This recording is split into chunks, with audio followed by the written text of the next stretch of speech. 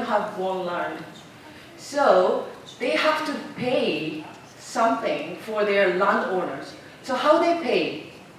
They give their crops, their product to the landowner. Then how much they're gonna give is 3%, 30% to 90%. So if, for example, like 100 kilograms rice farmers produce, and then they're gonna give something like 50 kilograms to landowner, then after 50 kilograms, first they're gonna get some for their family. Then after that, they have only small amount of rice, and then they sell it. So it's really difficult to get profit from their crops. Then, so if they go to city and then they want to get some work, but most of farmers, they don't graduate elementary, so they cannot get job. So what about their children? They also cannot go to even elementary. So there's like a very, how do you say, this is just continually, their farmers' children also don't go to school, and then their children also don't go to school. That's it. The second problem is fair trade itself.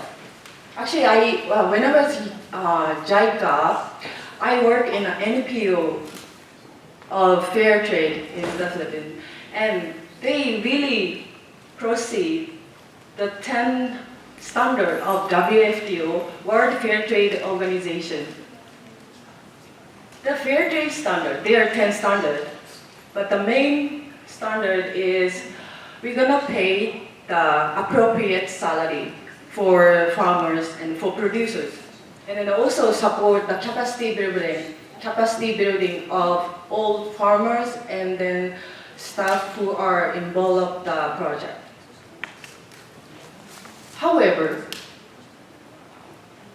if we really proceed the 10 standard of the WFTO, sometimes we cannot hire much employee because the salary is too high compared to their average of salary.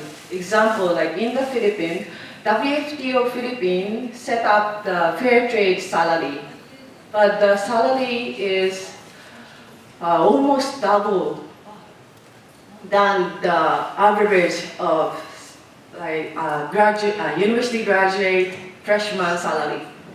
So of course it's really difficult to want more employment.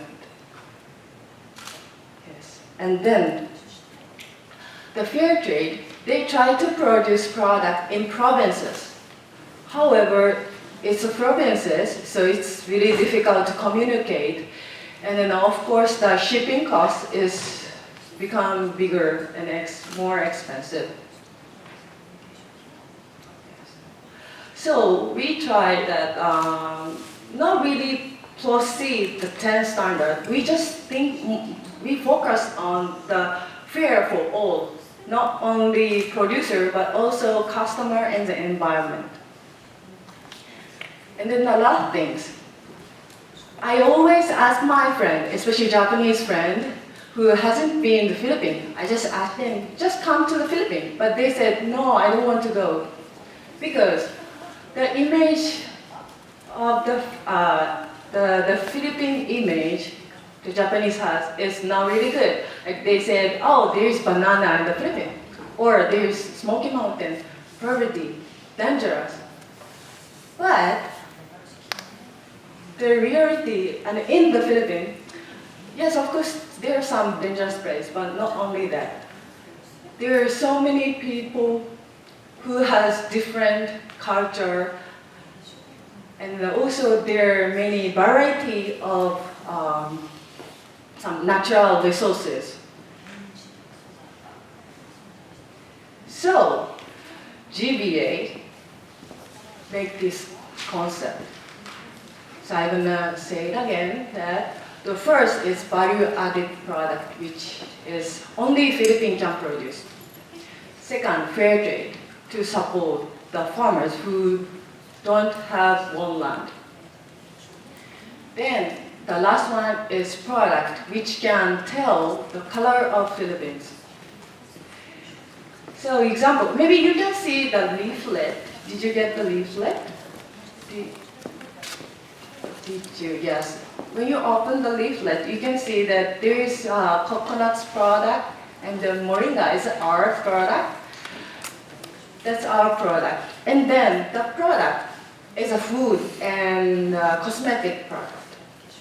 So most of the customers are female, but when the female customer use it, maybe they can see that it's a good quality. So it's mean like they can get something new idea of the Philippines. Because they don't expect that Philippines produce such a nice and such a quality product. And then what we want to do, that's the GBA goal. So we are trying to do this cycle. That's the fair trade for fair for all, not only producer but also customer and environment. Mainly, the people think that fair trade is for support producers, but the fair trade should be fair for customer and environment as well. Otherwise, we cannot sustain. And then it should be business. So we're trying to make this circle, and then especially after, actually we are a company. I mean, GBA is a private company, so we get profit, and then we use some part of profit to feeding program, and then also food education in slum area, urban poor community in the Philippines. Then GBA is started in 2012, so it's about 3 years past. We have not really history, but we have some changing since we started the GBA project. The first, the number of producers, at the beginning, only 21 producers, but now 87. And the customers, of course at the beginning, 0. But now there are 102 stores and companies.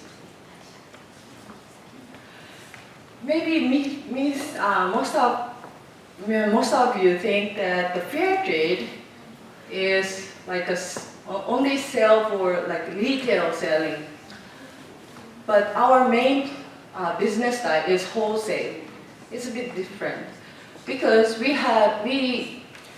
actually the GBA has an advantage of produce raw material and then also bring the materials to Japan. But we don't have much advantage for selling itself.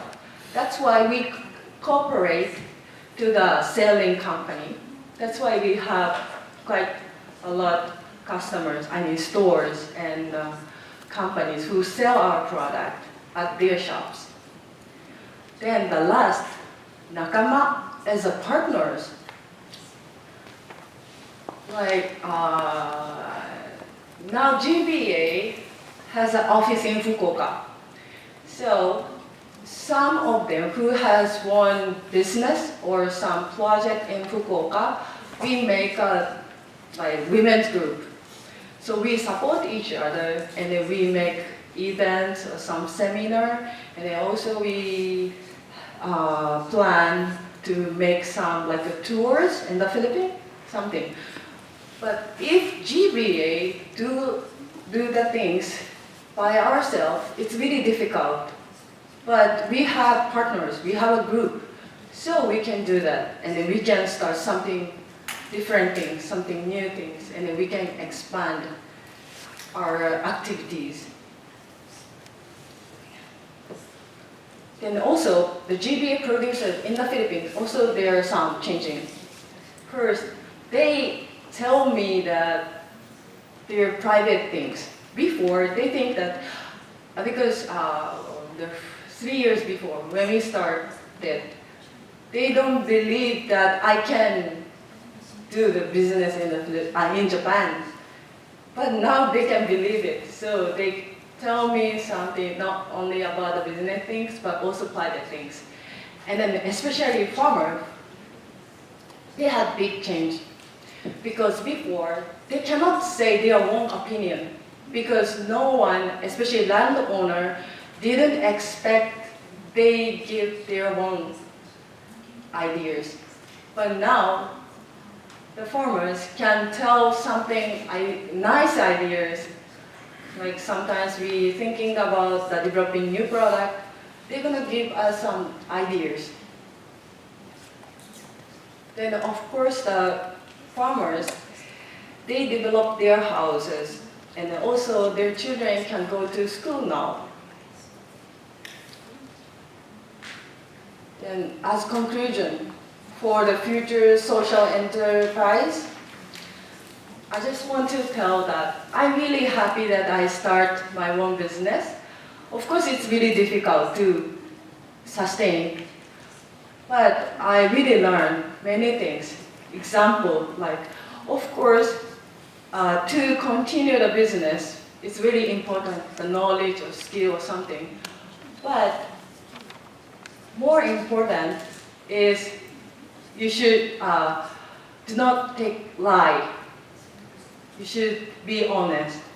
That's more important than the skill or knowledge things. And then also, now we have many partners, so I really appreciate them. But before, at the beginning, I just start GBA. I thought I can